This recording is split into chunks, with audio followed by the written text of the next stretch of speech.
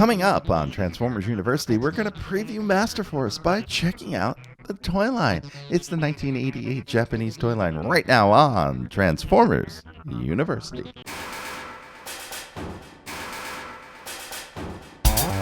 Hello, my friend, and welcome to episode 145 of Transformers University. I am your host, Anthony Brucali, owner, operator, madman behind TFU.INFO, the website, the toy archive, this podcast, TFU News and Views podcast, and oh, so much more. And I want to welcome you once again to episode 145, where we will be talking the 1988 toy line in Japan, the series known as Masterforce. And before we get into that, do want to invite you over to our Patreon, patreon.com/TFU.INFO. Lots of exclusive content there, exclusive podcasts, first looks at toys that were not released, all sorts of fun stuff. And plus, I post to our paid membership just about every day, every other day. I try to keep you informed of what's going on with the podcast, what's going on with me, things I'm watching that maybe aren't Transformers, that aren't necessarily good for either podcast, and just all sorts of insight into the process, into what's going on behind the scenes. Looks at my notes. There's all sorts of fun things there for you guys and gals if you want to be a student of TFU.INFO and Transformers University. So head on over, patreon.com/TFU.INFO. You can join for as little as $1. You can join for free too. I do try to do about one free post a week, something to hopefully get you and entice you to move up to that $1 a month level, or hopefully higher, because every dollar you donate to the Patreon goes back into the site, goes back into the show, goes into all the content that gets created for you, the fans. So with that in mind, it's time to talk toys. If TFU.INFO knows one thing, if we do one thing on this website that we've done over the years, it's toys. And oddly enough, Masterforce is one of those lines I didn't know very well until I sat down and started doing the research for this episode. Now, I've known it from doing my website, but a lot of that stuff I did over 20 years ago, and I don't remember it.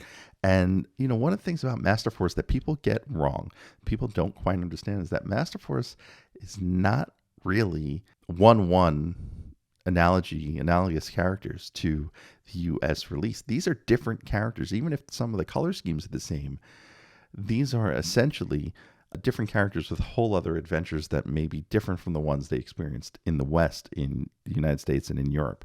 So the Masterforce characters have different names. A good example is always Super Jinrai, which was sold as Power Master Optimus Prime, is not actually Optimus Prime. It is Jinrai, and that is a separate character. And I've not watched Masterforce, so I don't quite understand yet how it's a separate character, but I do know it is a separate character. And we're going to see that a lot as we go through the toy lines. And we're going to talk Autobots, we're going to talk Decepticons, we're going to talk a little bit of merchandising as well. So let's get to it. We'll start with the Autobots. And we start with the Pretenders and a figure that is exclusive to Japan. And we'll go in order of numbers, the numbers on the packaging. And that is C201 Metal Hawk. Now, Metal Hawk was an exclusive Pretender to Japan. The US actually got a bunch of exclusive Pretenders too, because only a handful of Pretenders were released in Japan. But this one, Metal Hawk, was exclusive to Japan. Had die-cast metal parts, the only Pretender to do so. Also had a lot of gold plastic, which leads to gold plastic syndrome over time.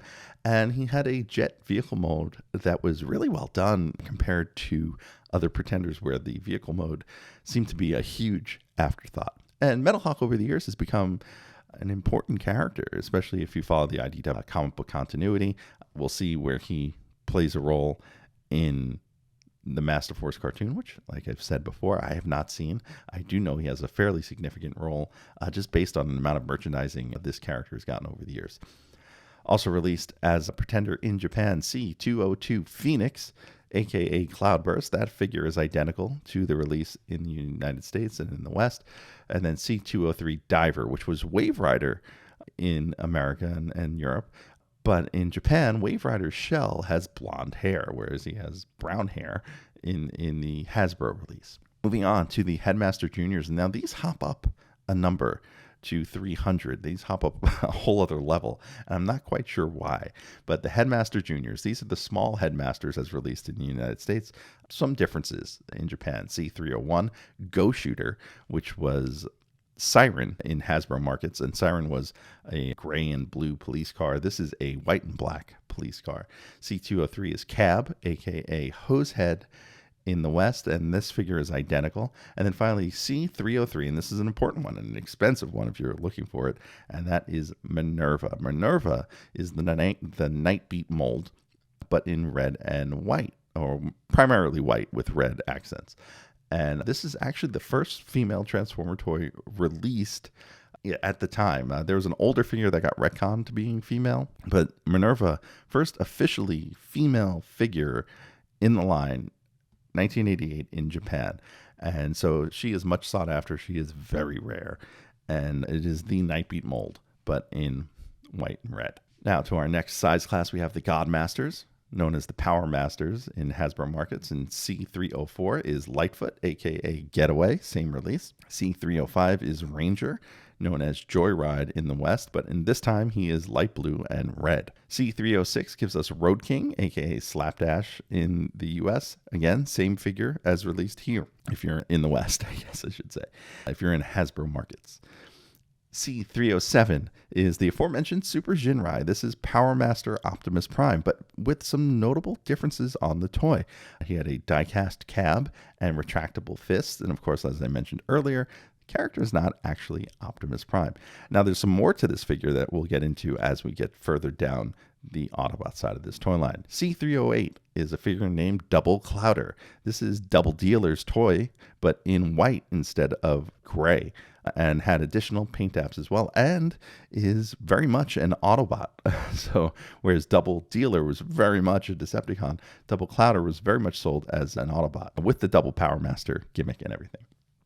C309 is God Bomber. Now, God Bomber is an interesting figure because this is a unique mold to Japan, much like Metal Hawk was a unique mold to Japan. God Bomber was a trailer for Super Jinrai. So if you had the Power Master Optimus Prime, you know, he transformed into a truck with a trailer. This was an additional trailer that can attach to the back of it. Now, not only did God Bomber form a trailer for Jinrai, he also had a robot mode and then could be taken apart and form armor for the Super Jinrai figure or the Power Master Optimus Prime figure, and turn him into God Jinrai, which is what C310 is, the God Jinrai gift set. That would include both the Super Jinrai figure and the God Bomber figure. Now, having owned God Bomber, he was eventually sold in the early 2000s in the United States under the name Apex Bomber. It's not that great of a toy, but it is a really cool accessory.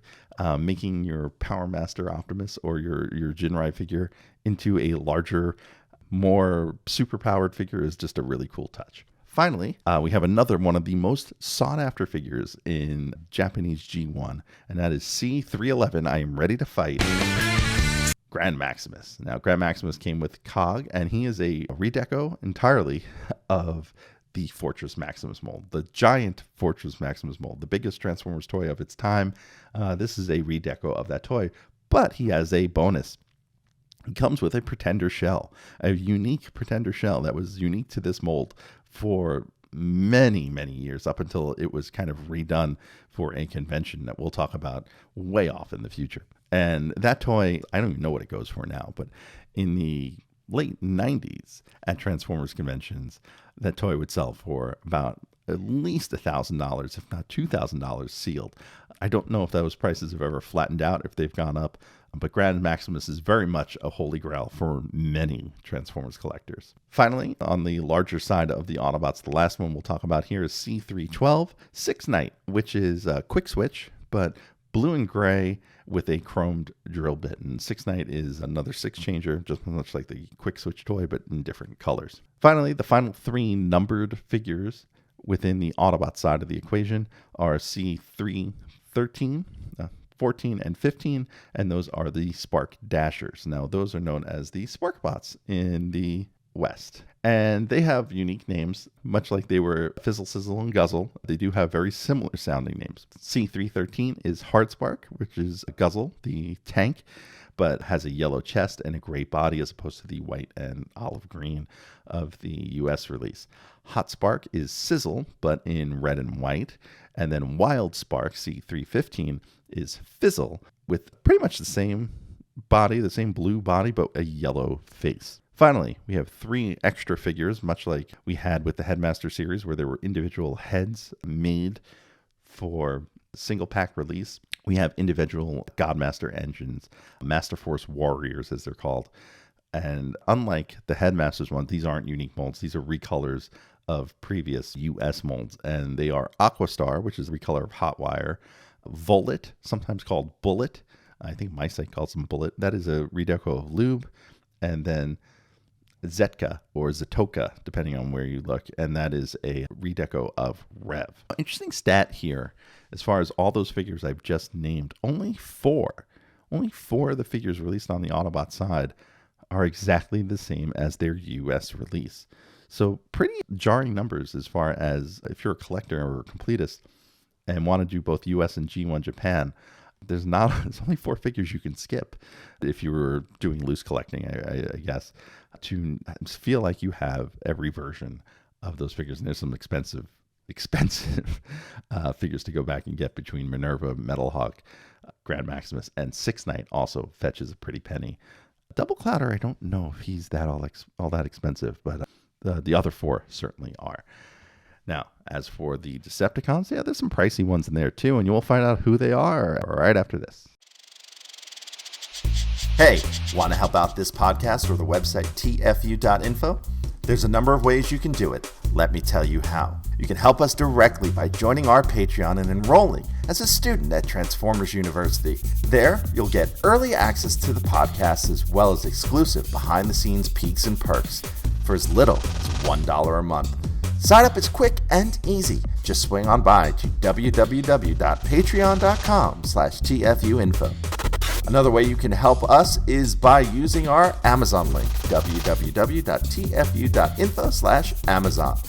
Type that into your browser whenever you want to shop at Amazon, and a portion of what you spend will be contributed back to us. It's that easy. Finally, you don't become the world's longest running transforming toy archive without some help from other fans. We're always on the hunt for photos of figures and accessories we're missing from our pages. If you'd like to contribute, go to tfu.info/help for a list of what we need, or send an email to info@tfu.info. tfu.info, the Alpha Trion and Omega Prime of transforming toys. Now, back to the show. Now, on the Decepticon side, while they are different characters, there are a lot more straight-up imports of Hasbro figures on the Decepticon side of Masterforce, and we will start with the Pretenders.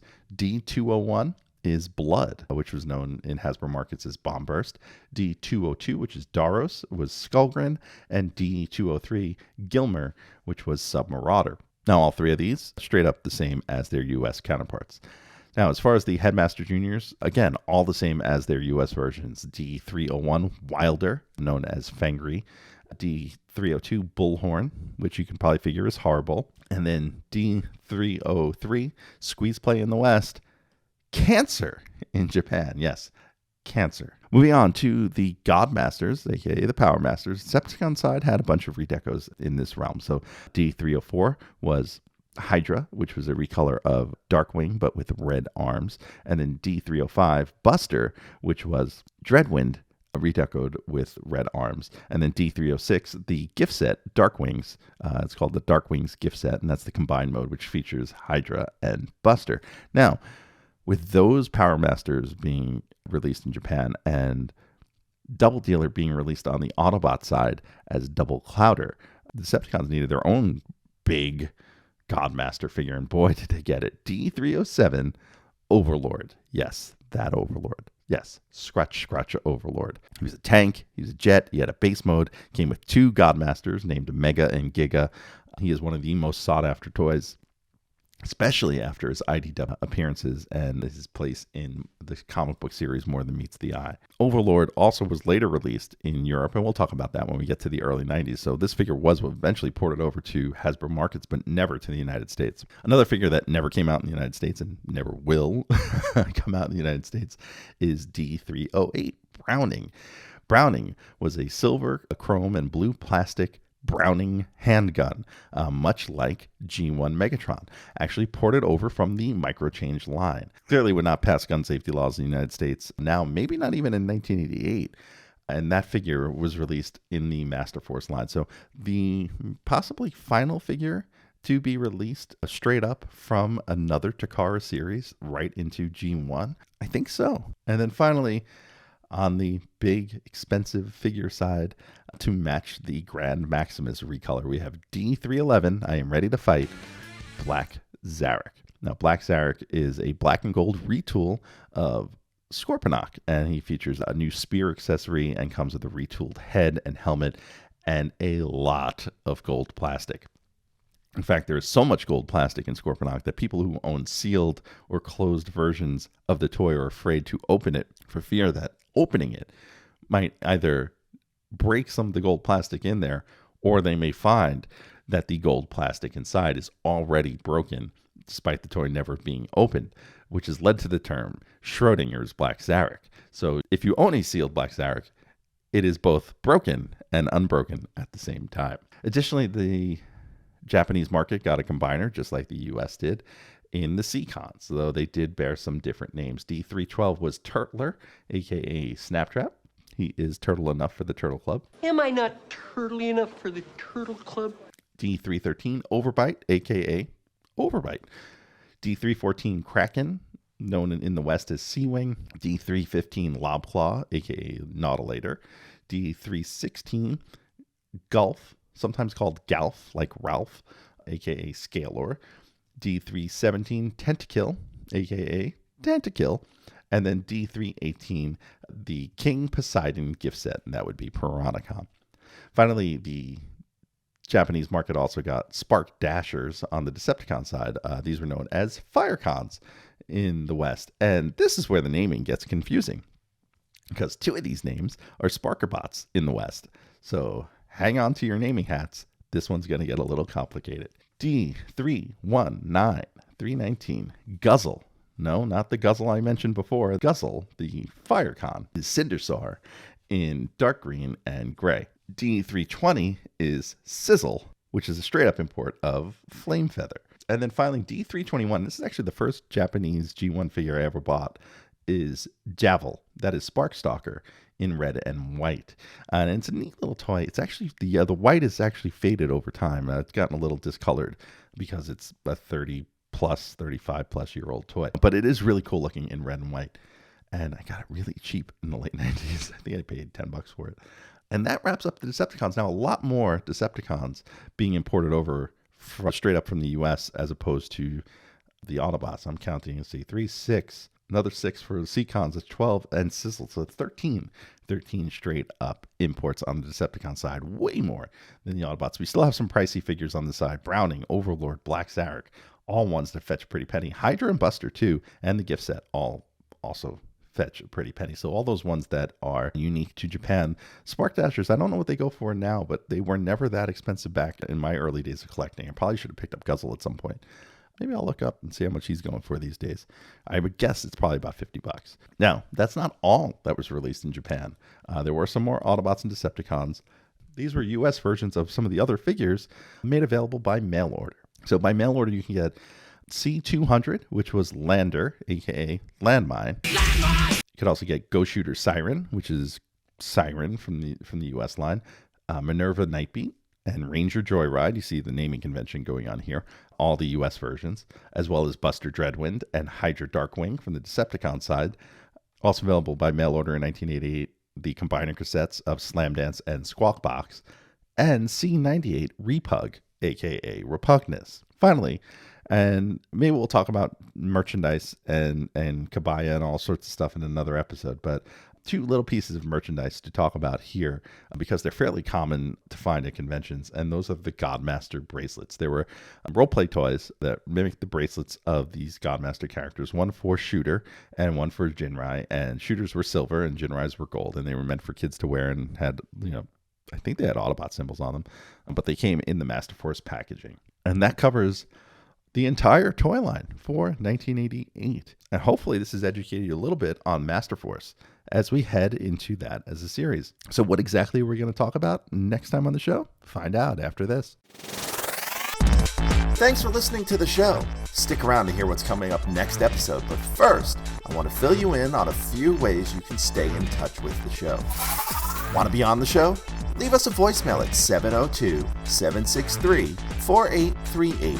That's 702-POD-4TFU. Or send an email to info@TFU.INFO.